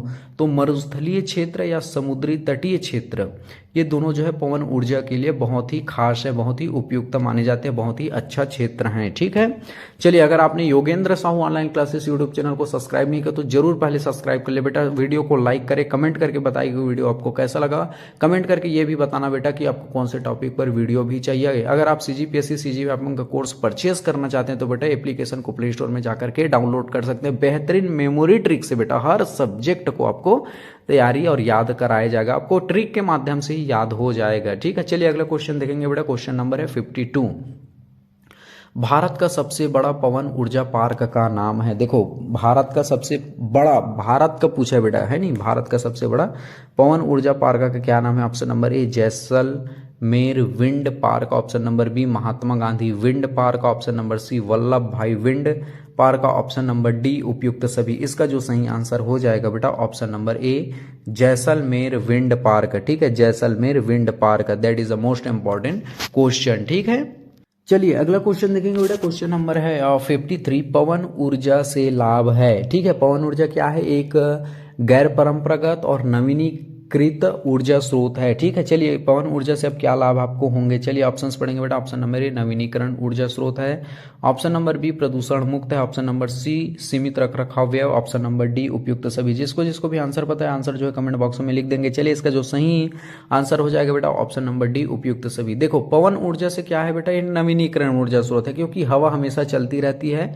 इसे हम पुनः प्राप्त कर सकते हैं और इसके अनलिमिटेड भंडारण है, इसलिए नवीनीकृत ऊर्जा स्रोत है। इसे पुनः प्राप्त करना करना आसान होता है। ठीक है, प्रदूषण मुक्त है बेटा, स्वाभाविक बात है, ये पर्यावरण को प्रदूषित नहीं करते हैं। जैसे कि चलिए अगला सी देखेंगे, सीमित रख रखाव व्यय है, इतना इसको एक जगह आप खड़ा कर दो उतना व्यय नहीं आता, एक बार हो गया पवन चक्की या पवन ऊर्जा तो वो उतना इसके मेंटेनेंस में खर्चा नहीं आता, इसलिए सभी लाभ आपको देखने को मिलेंगे। ऑप्शन नंबर डी इसका सही आंसर हो जाएगा। चलिए ऑप्शन क्वेश्चन नंबर 54 देखेंगे, हिमाचल प्रदेश में मणिकरण है और छत्तीसगढ़ के तातापानी तथा लद्दाख में पुगमा घाटी में किस ऊर्जा का विकास किया जा रहा है, that is the most important question. याद देखो क्वेश्चन में ही आपको कौन कौन से मिल गया बेटा, देखो हिमाचल प्रदेश में मणिकरण है, आप ध्यान रख लीजिए, छत्तीसगढ़ में तातापानी तथा लद्दाख में पुगमा घाटी। ये देखो क्वेश्चन से ही आपको बहुत से और नए नए क्वेश्चन आपको सीखने देखने को मिल गए। चलिए इसमें किस ऊर्जा का विकास किया जा रहा है, ऑप्शन नंबर ए सौर ऊर्जा, ऑप्शन नंबर बी पवन ऊर्जा, ऑप्शन नंबर सी हाइड्रोजन ऊर्जा, ऑप्शन नंबर डी भूतापीय ऊर्जा। इसका जो सही आंसर आ जाएगा बेटा ऑप्शन नंबर डी भूतापीय ऊर्जा। ठीक है, अब देखो क्वेश्चन से भी कैसे क्वेश्चन उठेंगे, देखिए अगर आपको पूछे हिमाचल प्रदेश में भूतापीय ऊर्जा कहाँ है, मणिकरण में, छत्तीसगढ़ में भूतापीय ऊर्जा कहाँ है, तातापानी में, लद्दाख में भूतापीय ऊर्जा क्या है, पुगमा घाटी में। ऐसे देखो बेटा, इसलिए मैंने जानबूझकर ऐसे क्वेश्चन सेलेक्ट किया ताकि आपको बार बार रिपीट हो जाए और नए नए क्वेश्चन ही क्वेश्चन में ही आपको देखने को मिल जाए। चलिए अगला क्वेश्चन देखेंगे बेटा, क्वेश्चन नंबर है 55। ज्वारीय ऊर्जा की दृष्टि से सबसे अनुकूल क्षेत्र है, option number A Kutch, option number B Khambhat की खाड़ी, ऑप्शन नंबर सी सुंदरवन क्षेत्र, ऑप्शन नंबर डी उपयुक्त सभी। इसका जो सही आंसर आ जाएगा बेटा ऑप्शन नंबर डी उपयुक्त सभी। ज्वारीय ऊर्जा की दृष्टि से सबसे बेस्ट क्षेत्र या अनुकूल क्षेत्र कौन है, कच्छ भी है, खंभात की खाड़ी भी है और सुंदरवन क्षेत्र भी है। ठीक है, ये सभी जो है इसके सही आंसर हो जाएंगे। आई होप आपको बहुत बड़ा मजा आ रहा होगा पढ़ाई करने में, और मैं तो हमेशा बोलता हूँ कि आप जो कोई भी एग्जाम हो बेटा उसे मजे से पढ़िए, तभी आपको बड़ा मजा आएगा, और ठीक है डबल मजा स्क्वायर आ जाएगा। ठीक है, चलिए अगला क्वेश्चन देखेंगे बेटा, क्वेश्चन नंबर है 56। एशिया का पहला ज्वारीय ऊर्जा संयंत्र कहाँ लगाया गया है, देखो बेटा एशिया का पूछा है पूरा, है नहीं। चलिए ऑप्शंस पढ़ेंगे बेटा, ऑप्शन नंबर ए कच्छ की खाड़ी, option number B Goa, option number C Balrampur, option number D इनमें से कोई नहीं। तो एशिया का पहला जो ज्वारीय ऊर्जा संयंत्र कहाँ लगा है, इसका जो सही आंसर हो जाएगा बेटा ऑप्शन नंबर ए कच्छ की खाड़ी, that is a most important. ये क्वेश्चन है, याद कर लेना, इसे भी बहुत बार पूछा जा चुका है कि एशिया का पहला ज्वारीय ऊर्जा संयंत्र कहाँ लगाया है। सॉरी बार बार आज मुझे हिचकियां आ रही है। चलिए इसका जो सही आंसर आ जाएगा बेटा ऑप्शन नंबर ए कच्छ की खाड़ी। ठीक है, मैं हमेशा बोलता हूं कि आपको जियोग्राफी आप पढ़ रहे तो बेटा आपको मैप पता होना चाहिए। ठीक है, कि पूरा इंडिया का मैप पता होना चाहिए, वर्ल्ड का मैप पता होना चाहिए। कच्छ की खाड़ी आपको बोलूं तो आपके माइंड में तुरंत पता चल जाना चाहिए कि कच्छ खाड़ी किधर तरफ है, पश्चिम में है, उत्तर में है, दक्षिण में है, नॉर्थ में है, एक्सेट्रा एक्सेट्रा। चलिए अगले क्वेश्चन देखेंगे बेटा, क्वेश्चन नंबर है 57। OTEC ocean thermal energy conversion का प्रयोग किया जाता है। देखो आपको कभी कभी पूछ दिया जाता है बेटा कि OTEC का फुल फॉर्म क्या है, इनमें से ऐसा आपको पूछ दिया जाएगा। चलिए इसका पूरा नाम ही मैंने इसलिए जानबूझकर क्वेश्चन में सबमिट किया ताकि आपको आसानी से याद हो जाए। ठीक है, OTC का क्या नाम है full form, ocean thermal energy conversion का प्रयोग किया जाता है। ऑप्शन नंबर ए बिजली उत्पादन में, ऑप्शन नंबर बी पानी को स्वच्छ करने में, ऑप्शन नंबर सी ए और बी दोनों, ऑप्शन नंबर डी इनमें से कोई नहीं। इसका जो सही आंसर आ जाएगा बेटा ऑप्शन नंबर सी ए और बी दोनों। ठीक है, that is a most important question. बिजली उत्पादन भी इनसे किया जाता है और पानी को स्वच्छ भी किया जाता है। ठीक है, 57 का क्या आ जाएगा ऑप्शन नंबर सी ए और बी दोनों। ये OTEC का फुल फॉर्म याद रख लेना बेटा। ठीक है, ocean thermal energy conversion, ocean thermal energy conversion. ठीक है, that is the most important question. चलिए अगला क्वेश्चन देखेंगे बेटा, क्वेश्चन नंबर है 58। जैव ईंधन या बायोमास ऊर्जा बनता है, बहुत बार इसे क्लास 6 से आप पढ़ते चले आ रहे हैं, बायोमास ऊर्जा या जैव ईंधन ऊर्जा किससे बनता है बेटा आपको पता होना चाहिए। चलिए ऑप्शंस पढ़ेंगे, ऑप्शन नंबर ए वनस्पतियों के अपशिष्ट से, ऑप्शन नंबर बी पशुओं के अपशिष्ट से, ऑप्शन नंबर सी रासायनिक बंधनों के टूटने या जलने से, ऑप्शन नंबर डी उपयुक्त सभी। देखो वनस्पति के अपशिष्ट से बता दूं बेटा, जैसे कि बहुत से पेड़ पौधे हो गए, चाहे गन्ने का छुई हो गया, चाहे मक्के का हो गया, चाहे धान का हो गया, चाहे घास फूस हो गया, चाहे बहुत से पेड़ पौधे हैं, है नहीं, इनके सड़ने गलने से, है नहीं, या पशुओं के अपशिष्ट से, जैसे कि जूठा हो गया, भूसा हो गया, उनके मरने के पश्चात, यानी रासायनिक बंधनों के टूटने या जलने से। इस तरह से आपको स्टेटमेंट भी क्लियर होना चाहिए। ऑप्शन नंबर डी इसका सही आंसर हो जाएगा। ठीक है, जैव ईंधन या बायोमास ऊर्जा जो है इन सभीयों से बनते हैं। ऑप्शन नंबर डी इसका सही आंसर हो जाएगा। बहुत इंपॉर्टेंट क्वेश्चन है बेटा। ठीक है, ये ऊर्जा को लेकर पूछा जाता है, ये क्वेश्चन जरूर पूछे ही जाते हैं। चलिए अगला क्वेश्चन देखेंगे। क्वेश्चन नंबर है 59। बायोमास ऊर्जा या जैव ईंधन ऊर्जा के स्रोत हैं। देखो बायोमास ऊर्जा को ही जैव ईंधन बोलते हैं। देखो मैंने क्वेश्चन में जानबूझकर इसलिए सबमिट कर दिया बेटा, ताकि आपको अच्छे से मटेरियल हर जगह मिल जाए। बायोमास ऊर्जा को ही जैव ईंधन बोलते हैं और इनके सोर्स क्या क्या है। ऑप्शन नंबर ए सीवेज अपशिष्ट, ऑप्शन नंबर बी कृषि व घरेलू अपशिष्ट, ऑप्शन नंबर सी औद्योगिक अपशिष्ट, ऑप्शन नंबर डी उपयुक्त सभी। इसका जो सही आंसर आ जाएगा बेटा ऑप्शन नंबर डी उपयुक्त सभी। तो या तो जैव ईंधन किससे बनता है बेटा, सीवेज अपशिष्ट। सीवेज आप तो समझते ही होंगे। ठीक है, कृषि व घरेलू अपशिष्ट, जैसे कृषि में बहुत से हो गया, चाहे धान का हो गया, चाहे गेहूं का हो गया, चाहे गन्ने का अपशिष्ट हो। घरेलू अपशिष्ट में जैसे जूठा हो गया, कचड़ा हो गया, रसोई के कूड़े कचड़े हो गए। ठीक है, औद्योगिक अपशिष्ट, इन सभी से क्या किया जाता है बेटा, जैव ईंधन तैयार किया जाता है। ये सभी इनके सोर्स हैं। बहुत बार इनके इसी तरह से क्वेश्चन इनसे पूछे जाते हैं, जो कि काफी इंपॉर्टेंट है। ऑप्शन नंबर डी इसका सही आंसर हो जाएगा। ठीक है, चलिए अगला क्वेश्चन हमारे स्लाइड पर आ चुका है। बायोमास या जैव ईंधन का उपयोग होता है। ठीक है, चलिए ऑप्शंस पढ़ेंगे बेटा। ऑप्शन नंबर ए इथेनॉल में, ऑप्शन नंबर बी मिथेनॉल में, ऑप्शन नंबर सी बायोडीजल में, ऑप्शन नंबर डी उपयुक्त सभी। देखो बायोमास या जैव ईंधन का उपयोग, जैसे इथेनॉल का मतलब क्या समझते हैं बेटा, है नहीं। तो इथेनॉल जैसे कि पेट्रोल में मिलाने में काम आता है फ्यूल के तौर पर। ठीक है, जैसे कि 90 लीटर के जैसे पेट्रोल में 10 लीटर जो है इथेनॉल मिला दो, है नहीं, तो ये एक ईंधन के रूप में कार्य करता है। मिथेनॉल हो गया, बायोडीजल हो गया। तो ऑप्शन नंबर डी इसका उपयुक्त सभी इसका सही आंसर हो जाएगा। बायोमास को ही जैव ईंधन कहते हैं। ठीक है, यहाँ पर इनका उपयोग जो है इथेनॉल, मिथेनॉल और बायोडीजल इन सभी में होता है। बहुत ये इंपॉर्टेंट क्वेश्चन है। ठीक है, चलिए अगला क्वेश्चन देखेंगे बेटा। क्वेश्चन नंबर है 61। बायोडीजल के प्रमुख स्रोत है। ठीक है, तो बायोडीजल बनाने के कौन कौन से स्रोत हैं, सभी ये क्वेश्चन को आप समझ सकते हैं। चलिए ऑप्शंस पढ़ेंगे। ऑप्शन नंबर ए जेट्रोफा रतनजोत, ऑप्शन नंबर बी महुआ, ऑप्शन नंबर सी मक्का, ऑप्शन नंबर डी उपयुक्त सभी। इसका जो सही आंसर हो जाएगा बेटा, तो आई होप आपको पता हो, तो कमेंट बॉक्स में आंसर लिख दीजिए। मैं बता ही दूंगा, लेकिन इसके बारे में थोड़ा थोड़ा डिस्क्राइब कर दूं। जेट्रोफा रतनजोत आपको पता ही होगा बेटा। ठीक है, इनके बीजों से तेल निकाला जाता है। ठीक है, जेट्रोफा आप देखेंगे, आप साधारण इनके बीज को ऐसे ही जैसे आग में जलाएंगे तो उनसे तेल टपकने लगता है। ठीक है, महुआ जो है वन क्षेत्रों में बहुत मैक्सिमम मिलता है। महुआ से दारू भी बनाया जाता है। ठीक है, आपको बता दूं, दारू या शराब कहते हैं। ठीक है, मक्का से एथेनॉल भी बनाया जाता है या बायोडीजल भी बनाया जाता है। ठीक है, तो आप देखेंगे छत्तीसगढ़ में एथेनॉल प्लांट केवल कवर्धा में लगाया जा रहा है। आपको बता दूं, भोरमदेव सहकारी शक्कर कारखाना में उससे एथेनॉल प्राप्त किया जाएगा, या तो पेट्रोल की भी तैयारी की जाएगी, जो 90 लीटर में 10 लीटर भी मिलाए जाएंगे। चलिए ठीक है, अगले क्वेश्चन की ओर बढ़ जाएंगे बेटा। क्वेश्चन नंबर है 62। गैसोहोल किसके रस से तैयार किया जाता है? That is a most important question. Gasohol किससे तैयार किया जाता है बेटा? ऑप्शन नंबर ए सेब का रस, ऑप्शन नंबर बी गन्ने का रस, ऑप्शन नंबर सी दूब घास का रस, ऑप्शन नंबर डी उपयुक्त सभी। जिसको भी आंसर पता है, आंसर जो है कमेंट बॉक्स में लिखेंगे बेटा। इसका जो सही आंसर हो जाएगा गन्ने का रस। और इससे पहले जो क्वेश्चन देखें वो 61, उसका उपयुक्त सभी आ जाएगा बेटा। ठीक है, बायोडीजल के प्रमुख स्रोत, इससे पहले वाला क्वेश्चन बता रहा हूँ, बायोडीजल के प्रमुख स्रोत हैं जेट्रोफा, रतनजोग, महुआ, मक्का, उपयुक्त सभी आ जाएगा। ठीक है, गैसोहोल इस क्वेश्चन का आंसर जो हो जाएगा गन्ने का रस हो जाएगा। ठीक है, गैसोहोल किसके रस से तैयार किया जाता है? गन्ने के रस से तैयार किया जाता है। ऑप्शन नंबर बी इसका सही आंसर हो जाएगा।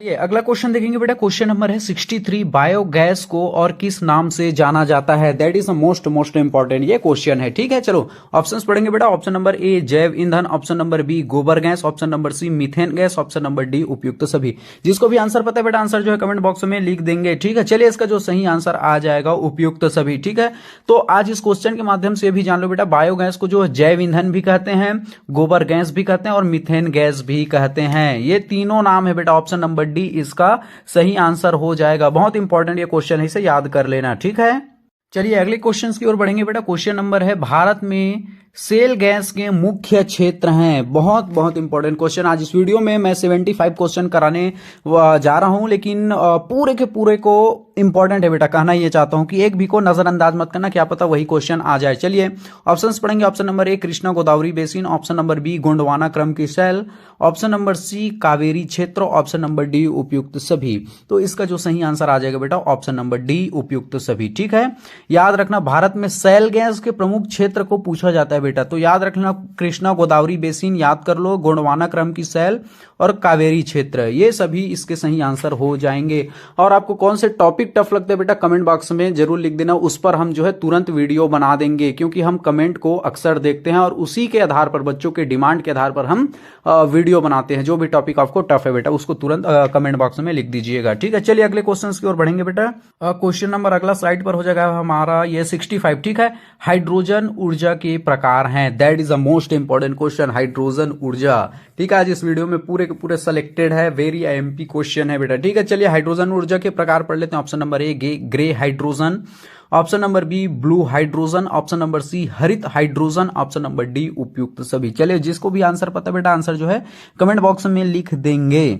चलिए इसका जो सही आंसर आ जाएगा ऑप्शन नंबर डी उपयुक्त सभी। ठीक है, तो हाइड्रोजन को यहां पर समझ लो बेटा, ग्रे हाइड्रोजन है, ब्लू हाइड्रोजन है और हरित हाइड्रोजन है, या तो ग्रीन हाइड्रोजन भी इसको बोलते हैं, उसको नीला हाइड्रोजन भी बोलते हैं। ठीक है, इसको भूरा हाइड्रोजन भी बोलते हैं। ग्रे का मतलब भूरा, ब्लू का मतलब नीला और हरित यानी कि ग्रीन हाइड्रोजन, ये सभी नाम को आपको कंठस्थ याद कर लेना है, बहुत बार इसे भी पूछा जा चुका है। ठीक है, चलिए अगला क्वेश्चन की ओर बढ़ेंगे बेटा। क्वेश्चन नंबर है 66, भारत में सबसे अधिक किस हाइड्रोजन का उत्पादन होता है? देखो बेटा, इससे पहले हमने क्या देखा था, हाइड्रोजन के प्रकार, जिसमें ग्रे हाइड्रोजन, ब्लू हाइड्रोजन, हरित हाइड्रोजन थे, लेकिन अब इसमें यह पूछा कि भारत में सबसे अधिक किस हाइड्रोजन का उत्पादन होता है। चलिए ऑप्शंस पढ़ेंगे बेटा। Option number A blue hydrogen, option number B red hydrogen, option number C grey hydrogen, option number D उपयुक्त सभी। ठीक है, इसका जो सही आंसर आ जाएगा बेटा option number C grey hydrogen. ठीक है, सबसे ज्यादा अगर भारत में किसी हाइड्रोजन का उत्पादन होता है तो वो ग्रे हाइड्रोजन यानी कि भूरा हाइड्रोजन है। ठीक है, ऑप्शन कट करना सीखे बेटा, जैसे रेड हाइड्रोजन तो बिल्कुल गलत हो जाएगा, क्योंकि रेड हाइड्रोजन तो हमने पढ़ा ही नहीं है। ऑप्शन नंबर डी भी यहां से कट हो जाएगा। ठीक है, क्योंकि जब रेड हाइड्रोजन है नहीं तो उपयुक्त सभी, तो इसका आंसर होगा ही नहीं। ठीक है, तो ब्लू और ग्रे में आपको माइंडसेट खिलाना है। इस तरह से आप एनालिसिस के तौर पर जो है कितना से कितना भी टफ क्वेश्चन को आप जो है सरल कर सकते हैं बेटा। ठीक है, चलिए अगला क्वेश्चन की ओर बढ़ेंगे बेटा। क्वेश्चन नंबर है 67, ग्रे हाइड्रोजन की तुलना में बेहतर है। चलिए ऑप्शंस पढ़ेंगे। Option number A red hydrogen, option number B green hydrogen, option number C blue hydrogen, option number D इनमें से कोई नहीं। मैंने अभी बताया कि बेटा कि आपको ऑप्शन कट करके थ्रू बनाना है। जैसे रेड हाइड्रोजन ये तो होता ही नहीं है, ठीक है, ये तो पहला ऐसे ही गलत हो गया। इनमें से कोई नहीं, ये भी गलत हो गया। ग्रीन और ब्लू पे आपको जोर लगाना है। लेकिन इससे पहले हमने क्वेश्चन में ये देखा था कि भारत में सबसे अधिक ग्रे हाइड्रोजन का उत्पादन होता है। ठीक है, तो यहां पर यह पूछा है बेटा ग्रे हाइड्रोजन की तुलना में बेहतर कौन है, तो बेहतर स्वाभाविक बात है, इसका जो सही आंसर आ जाएगा बेटा option number C blue hydrogen. ठीक है, ब्लू हाइड्रोजन इसका सही आंसर हो जाएगा। आप हमेशा क्वेश्चन को पढ़िए, ऑप्शन को पढ़े। मैं बार बार बोलता हूं 70% आपके ऐसे क्वेश्चन जो है सॉल्व हो जाएंगे। और एनालिसिस करना जरूर, तुरंत कभी टिक मत मारना बेटा। ठीक है, एनालिसिस के आधार पर फाइनल डिसीजन पर पढ़ना, कभी आपसे गलत नहीं होगा। ये स्मार्ट तकनीकी है। ठीक है, चलिए अगले क्वेश्चन की ओर बढ़ेंगे। क्वेश्चन नंबर है 68 बेटा, हाइड्रोजन के संबंध में निम्न कथन सही है। ठीक है, ये बहुत इंपॉर्टेंट क्वेश्चन है।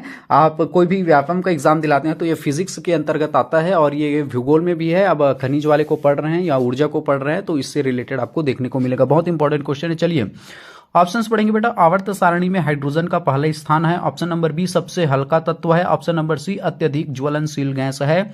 ऑप्शन नंबर डी उपयुक्त सभी। आई होप इसका आंसर कम से कम आपको पता होना ही चाहिए, क्योंकि इसे 9-10 से आप पढ़ते चले आ रहे हैं, जिसे आज यूपीएससी के एग्जाम, सीजीपीएससी, सीजी व्यापम या कोई भी गवर्नमेंट एग्जाम में पूछा जाता है। चलिए इसका जो आंसर, जिसको पता है बेटा आंसर जो है कमेंट बॉक्स में लिख देंगे। इसका जो सही आंसर हो जाएगा ऑप्शन नंबर डी उपयुक्त सभी। ठीक है, क्योंकि आप देखेंगे बेटा जो आवर्त सारणी में आप देखेंगे हाइड्रोजन का पहला स्थान है और ये सबसे हल्का धातु है और सबसे ज्वलनशील गैस है। ठीक है, तो ऑप्शन नंबर डी इसका सही आंसर हो जाएगा। बहुत इंपॉर्टेंट क्वेश्चन, इसे बार बार पूछा भी जा चुका है, आपकी जानकारी के लिए मैं बता दूं। ठीक है, चलिए अगले क्वेश्चन देखेंगे बेटा। क्वेश्चन नंबर है 69, ईंधन के रूप में हाइड्रोजन के उपयोग से लाभ है। देखो एक क्वेश्चन से यही एक फैक्ट मिल गया कि ईंधन के रूप में हाइड्रोजन का उपयोग करते हैं, लेकिन इससे क्या लाभ है। चलिए ऑप्शन नंबर ए ऑटोमोबाइल में ईंधन के रूप में, ऑप्शन नंबर बी अंतरिक्ष यान में ईंधन में, option number C electricity production में, ऑप्शन नंबर डी उपयुक्त सभी। जिसको भी आंसर पता है बेटा आंसर जो है कमेंट बॉक्स में लिख देंगे। इसका जो सही आंसर आ जाएगा ऑप्शन नंबर डी उपयुक्त सभी। ठीक है, तो याद रखना कि जो हाइड्रोजन का ईंधन के रूप में उपयोग से यह लाभ है कि इसका जो है ऑटोमोबाइल में भी ईंधन के रूप में प्रयोग करते हैं। अंतरिक्ष में देखो बेटा ईंधन के रूप में इनका प्रयोग किया जाता है और बिजली उत्पादन में भी इनका उपयोग किया जाता है। ठीक है, बहुत है। और हाइड्रोजन के बारे में इससे जस्ट पहले हमने देख लिया था कि आवर्त सारणी में प्रथम स्थान पर है, सबसे हल्का तत्व है और अत्यधिक ज्वलनशील गैस है। हाइड्रोजन से रिलेटेड आपको बहुत सी जानकारी आपको इस 2 क्वेश्चन के थ्रू आपको देखने को मिल गया। ठीक है, ऑप्शन नंबर डी इसका सही आंसर हो जाएगा बेटा। ठीक है, चलिए अगले क्वेश्चन की ओर बढ़ेंगे। क्वेश्चन नंबर है 17 यानी कि 17वां। देश का सर्वाधिक ऊर्जा खपत किस क्षेत्र में होता है। आई होप आपको इसका आंसर तो पता होगा ही होगा, क्योंकि जितने भी ऊर्जा हैं सबसे ज्यादा किस फील्ड में खर्च होते हैं। चलिए ऑप्शंस पढ़ लेते हैं बेटा। ऑप्शन नंबर ए कृषि, ऑप्शन नंबर बी उद्योग, ऑप्शन नंबर सी घरेलू उपयोग, ऑप्शन नंबर डी उपयुक्त सभी। मैं हमेशा ये बोलता हूं बेटा कि आप जो है ऑप्शन कट करके एनालिसिस कीजिए। जैसे घरेलू उपयोग में कितना होगा बेटा, आप एनालिसिस कीजिए। क्या कृषि की अपेक्षा ज्यादा होगा ऊर्जा की खपत? बिल्कुल नहीं, तो घरेलू उपयोग यहां से काट दो। ऑप्शन नंबर डी उपयुक्त सभी थी तो कट ही गया, क्योंकि सी तो आएगा ही नहीं, तो उपयुक्त सभी कैसे आ जाएगा। अब कृषि और उद्योग में आपको दिमाग लड़ाना है बेटा। ठीक है, तो सबसे ज्यादा आप देखेंगे कृषि में तो उतना होता ही नहीं, तो उद्योग में आप देखेंगे बड़े बड़े रेल उद्योग हो गया, सीमेंट उद्योग हो गया, लोहा इस्पात उद्योग है, एल्यूमिनियम उद्योग, इसमें सबसे ज्यादा बिजली की खपत होती है। मैक्सिमम जो है उद्योग जो है ऊर्जा कहाँ खपत होती है बेटा, ऊर्जा इंडस्ट्रियल में सबसे ज्यादा जो है ऊर्जा की खपत होती है। ऑप्शन नंबर बी इसका सही आंसर आ जाएगा। ठीक है, इसी तरह से आप जो है बेटा ऑप्शन जो है क्लिक करके यानी कि कट करके सही आंसर खोजिएगा। ठीक है, चलिए अगला क्वेश्चन आ गया है स्लाइड पर। क्वेश्चन नंबर है 71। सर्वाधिक नाभिकीय ऊर्जा उत्पादन राज्य है। देखो सर्वाधिक नाभिकीय ऊर्जा पूछा। चलिए ऑप्शंस पढ़ेंगे। Option number A Chhattisgarh, option number B Tamil Nadu, option number C Andhra Pradesh, option number D उपयुक्त सभी। तो इसका जो सही आंसर आ जाएगा बेटा ऑप्शन नंबर बी तमिलनाडु। सर्वाधिक नाभिकीय ऊर्जा उत्पादक राज्य उत्पादन में है बेटा। ठीक है, याद रखना तमिलनाडु है। ऑप्शन नंबर बी इसका सही आंसर हो जाएगा। आप Yogendra Sahu online classes YouTube channel को सब्सक्राइब नहीं किए तो चैनल को जरूर सब्सक्राइब कर लेना बेटा। कमेंट भी करना, लाइक भी करना, और अगर आप सीजीपीएससी सीजीव्यापम का कोर्स परचेस करना चाहते हैं तो आप जो है एप्लीकेशन को प्ले स्टोर के थ्रू डाउनलोड कर सकते हैं। बेहतरीन मेमोरी ट्रिक है बेटा, मैं बार बार बोल रहा हूं, बेहतरीन मेमोरी ट्रिक के माध्यम से आपको पूरे के पूरे सब्जेक्ट जो है कंप्लीट करा दिए जाएंगे। ठीक है, चलिए अगले क्वेश्चन की ओर हम बढ़ जाएंगे बेटा। अगला क्वेश्चन हो जाएगा क्वेश्चन नंबर है 72। ठीक है, सर्वाधिक पवन ऊर्जा उत्पादक राज्य है। देखो ये पवन जो ऊर्जा है बेटा गैर परंपरागत ऊर्जा है जिसका अनलिमिटेड भंडारण है। ये तो जानकारी हो गई, ये शुद्ध है, पर्यावरण के लिए भी बहुत अच्छा है।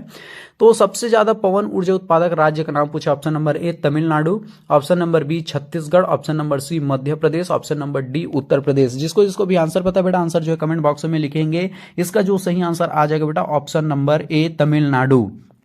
ठीक है, तो तमिलनाडु से रिलेटेड हमने क्या देख लिया। इससे पहले जस्ट हमने क्वेश्चन में देखा था सर्वाधिक नाभिकीय ऊर्जा उत्पादन जो है तमिलनाडु में भी होता है और सर्वाधिक पवन ऊर्जा का उत्पादन भी तमिलनाडु में होता है। ठीक है, तमिलनाडु से 2 आप फैक्ट याद रखेंगे, सर्वाधिक नाभिकीय ऊर्जा तमिलनाडु और सर्वाधिक पवन ऊर्जा का उत्पादन भी जो है तमिलनाडु में होता है। ठीक है, that is the most important question. चलिए अगला क्वेश्चन देखेंगे बेटा। क्वेश्चन नंबर है 73। भारत का 90% से अधिक कोयला किस शैल क्रमों से प्राप्त होता है। That is the most important question. I hope इसका आंसर तो आपको पता होगा ही होगा।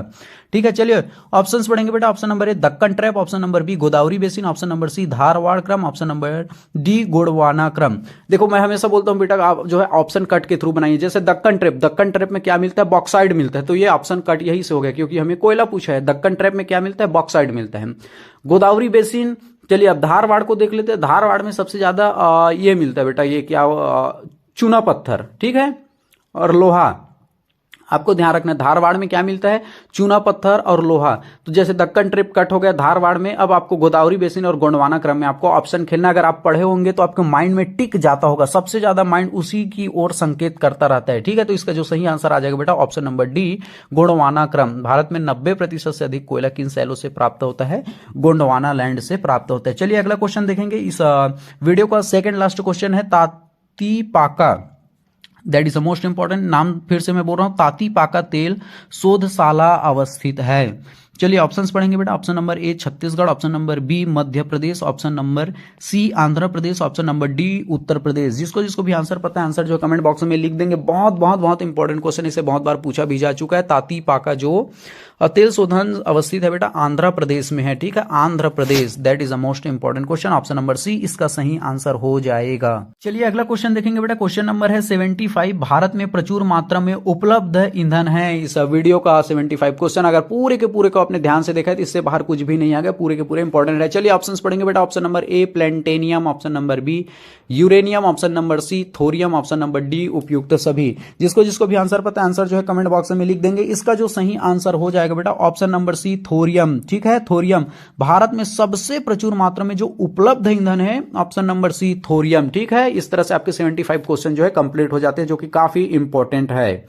अगर आप Yogendra Sahu online classes YouTube channel पर नए हैं तो बेटा चैनल को जरूर सब्सक्राइब कर लीजिएगा, क्योंकि इस चैनल पर जो है पूरे एग्जाम की दृष्टिकोण से, पॉइंट ऑफ एग्जाम की दृष्टिकोण से पूरे के पूरे सब्जेक्ट के इंपॉर्टेंट वीडियोस आते हैं, जो आपकी सफलता को काफी करीब ले जा सकता है। बेहतरीन इसमें वीडियो इस यूट्यूब चैनल में आपको देखने को मिलेगा। इसलिए Yogendra Sahu online classes YouTube channel को जरूर सब्सक्राइब कर लीजिएगा। दोस्तों में भी शेयर कीजिए, लाइक भी कीजिए और कमेंट भी कीजिए। अगर आप सीजीपीएससी सीजी व्यापम का कोर्स परचेस करना चाहते हैं तो बेटा योगेंद्र साहू क्लासेस एप्लीकेशन को प्ले स्टोर में जाकर के डाउनलोड कर सकते हैं। और बेहतरीन से बेहतरीन इसमें मेमोरी ट्रिक है। आपको मेमोरी ट्रिक के माध्यम से हर सब्जेक्ट को आपको पढ़ाया जाएगा, जिससे आपकी जो है तैयारी बहुत अच्छे से हो जाएगी और आपको उतना मेहनत करना नहीं पड़ेगा और मेमोरी ट्रिक के माध्यम से सारे सब्जेक्ट आपको याद हो जाएंगे। चलिए थैंक यू वेरी मच, जय हिंद।